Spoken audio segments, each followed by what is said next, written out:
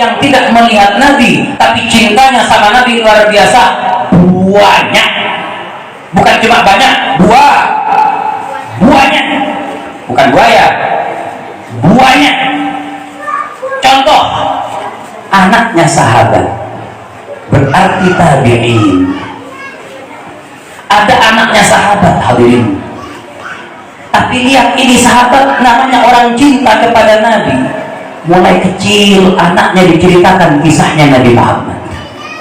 Mulai kecil, mulai bisa mendengar, mulai bicara, sampai umur 13 tahun diceritakan kisahnya Nabi Muhammad. Ketika umur 13 tahun ini anak tanya kepada abahnya, wahai abah, mulai kecil saya diceritakan kisah Nabi, mana Nabi Muhammad? Mana Rasulullah? Saya pengen ketemu dengan Nabi. Kata abahnya, anakku, Nabi sudah meninggal. Nak. Marah anaknya, bapak, engkau tiap hari ceritakan Nabi, tapi yang engkau ceritakan sudah meninggal dunia. Seakan-akan kecewa. Bagaimana engkau memberikan harapan palsu sama saya? Tiap hari cerita Nabi Muhammad, tapi percuma saya nggak bisa berjumpa dengan Nabi Muhammad. Bagaimana wahai abah, caraku bisa berjumpa dengan Rasulullah? Kata abahnya, tidak ada jalan kecuali dengan cara kematian. Kenapa? Nabi sudah meninggal. Kalau kita ingin berkumpul dengan Nabi, meninggal dalam husnul khatimah, bisa berjumpa dengan Nabi Muhammad. Ini anak setiap malam minta mati, Bapak Ibu. Enggak. Tiap malam minta mati kepada Allah. Hanya apa? Hanya gara-gara rindu dengan Nabi Muhammad. Apakah ada kerinduan yang besar seperti ini? Ya, luar biasa. Kemudian beberapa bulan kemudian ada pengumuman perang. Sebentar lagi akan terjadi peperangan yang hebat. Kaum muslimin dimanapun mereka berada dianjurkan turun ke medan pertempuran untuk angkat senjata dan berperang. Kemudian ini anak mendengar ada pengumuman, dia lari ke bapaknya dengan mengatakan, abah, saya dengar pengumuman bahwa sebentar lagi ada perang, wahai abah. Terus izinkan aku, wahai abah, izinkan saya, wahai abah, untuk ikut berperang. Apa kata abahnya? Ya waladi mazilta saghira. Anakku masih kecil kamu, nak. Masih anak-anak, main saja, main bola, main PS, sana main sama teman. Apa kata anaknya? Demi Allah, wahai abah, saya nggak tertarik lagi bermain, saya rindu dengan Nabi Muhammad. Saya ingin berjumpa dengan Rasulullah. Alasanku ikut perang karena aku ingin mati dalam peperangan supaya aku bisa berjumpa dengan Nabi Muhammad. Akhirnya ibunya dengar, nggak diizini. Nggak, kata ibunya, masih kecil, nggak boleh perang, nggak ibu izini. Anaknya nangis kayak anak kecil, nggak diberikan mainan, nangis, bahkan semalaman dia menangis karena nggak dapat izin untuk berperang. Kemudian karena khawatir orang tuanya, anaknya menangis sedemikian rupa, menangis sejadi-jadinya karena nggak dapat izin. Kemudian ibunya mengatakan, Pak, bagaimana kalau seperti ini saja? Apa? Kita izini perang, cuma bukan di medan pertempuran. Di mana? Di belakang, bantu-bantu mujahidin, bagian masak, bagian cuci baju, ya mungkin ngurus tenda. Biasanya orang-orang perang itu nggak semuanya perang, ada perempuan ikut juga yang bagian masak makanan, nyiapkan bagimu. Yang laki-laki fokus perang, yang di belakang fokus masak di dapur. Kenapa? Mujahidin juga butuh makan. Nah, itu kadang juga ada anak-anak juga bantu. Kata bapaknya, oke, kalau begitu siap, nggak masalah, kita izini aja, tapi di belakang. Baik, sepakat bapak ibu, panggil anaknya. Nah, sini.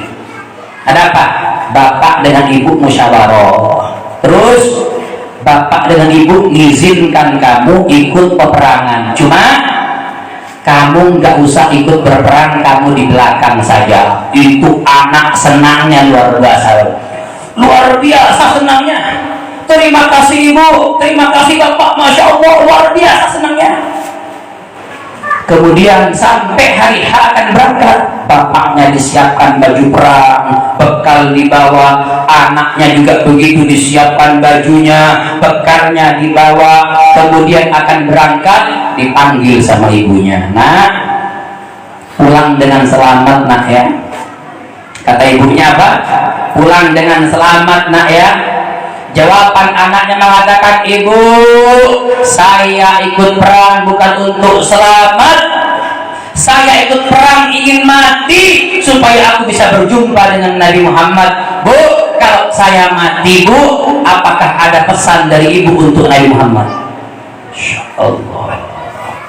Menangis ibunya, dipeluk anaknya, bapaknya, jadi ya diingatkan sama ibunya, Pak, hati-hati, jaga anak kita ya, hati-hati, jangan lepas, jangan sampai ikut perang. Awas, diwanti-wanti bapaknya sama istrinya, jaga ya, jangan sampai lepas ini ya, ini mau mati loh, ini cari mati loh ini anak. Kata ibunya, jangan dilepas, ini bahaya ini. Lihat anak 13 tahun loh, pengen mati. Anak sekarang cari warnet ya, atau main PS, main bola. Anak sekarang gak pernah terpikir Nabi Muhammad. Tapi lihat, anak umur 13 tahun belum pernah melihat Nabi Muhammad, tapi cintanya sama Nabi luar biasa. Kepengen mati hanya gara-gara ingin berjumpa dengan Nabi. Kemudian dibawa sama bapaknya sampai di pertempuran, bapaknya perang.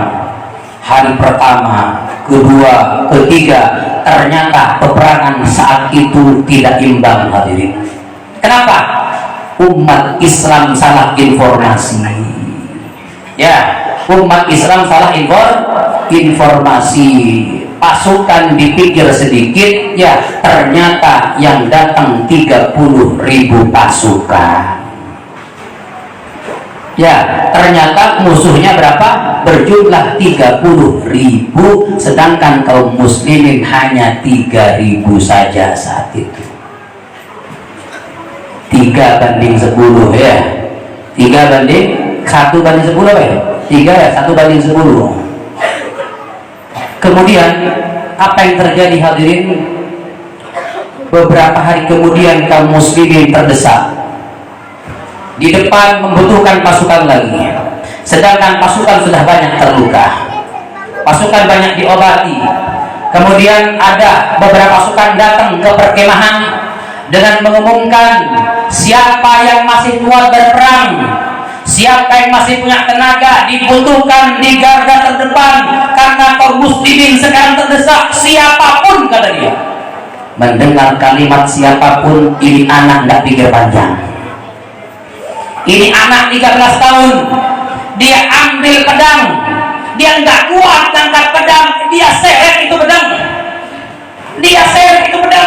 dia lari ke medan pertempuran hadirin. Sampai di medan pertempuran, belum sampai ke depan, ini anak sudah disambut dengan ratusan anak panah, disambut dengan puluhan anak panah, dan ini anak meninggal dunia di tempat.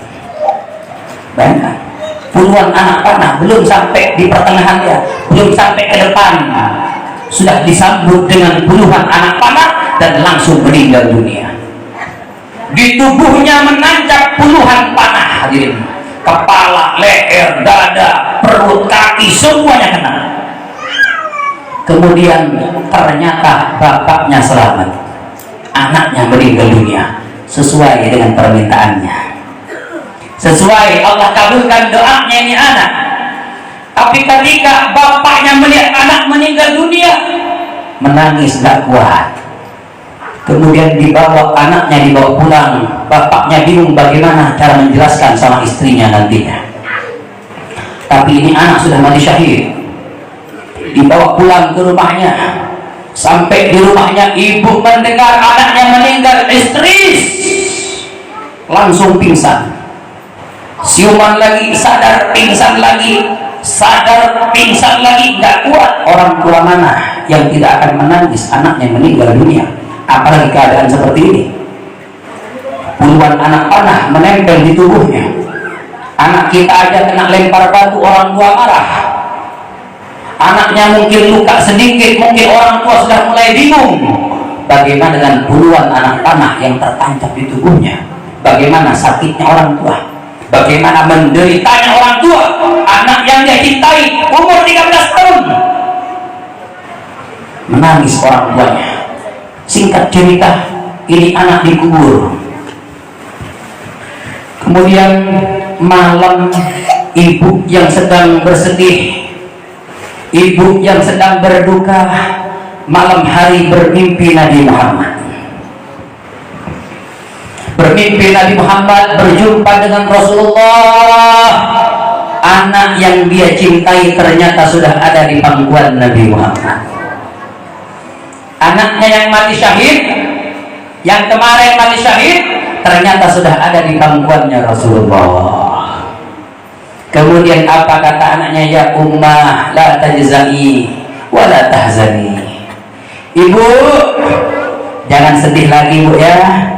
Ibu nggak usah nangis lagi bu ya. Ibu nggak usah berduka lagi bu. Kenapa? Sekarang anakmu sudah bahagia. Sekarang anakmu sudah senang bu. Sekarang anakmu bersama Nabi Muhammad. Sekarang anakmu sudah senang bu. Ibu nggak usah sedih lagi. Masya Allah. Lihat bagaimana anak umur 13 tahun Bapak Ibu. Lihat kecintaannya sama Nabi Muhammad luar biasa. Dia rela tiap malam minta mati hanya ingin berjumpa dengan Nabi Muhammad. Anda nggak perlu minta mati untuk Rasulullah, nggak perlu Bapak Ibu. Saya nggak minta Anda minta mati malam ini, enggak. Kalaupun ada saya doakan, ayo. Ada? Ada yang minta mati malam ini? Mumpung banyak orang ini, 40 orang lebih ini. Ya, mustajab doa ini. Ada yang minta mati? Saya nggak minta dan minta mati, enggak. Tapi saya minta Anda gembira dengan wujudnya Nabi Muhammad. Anda gembira dengan Rasulullah. Anda senang dengan peringatan Maulid Nabi Muhammad. Anda gembira dengan acara-acara semalam ini, meriahkan ini sebagai bentuk syukur kita, senangnya kita dengan Nabi Muhammad. Jangan dikritik kalau ada orang acara Maulid. Jangan dikritik kalau ada orang mengadakan acara seperti ini. Kenapa? Karena ini sebagai bentuk bagaimana kecintaan kita kepada Nabi Muhammad SAW. Ya.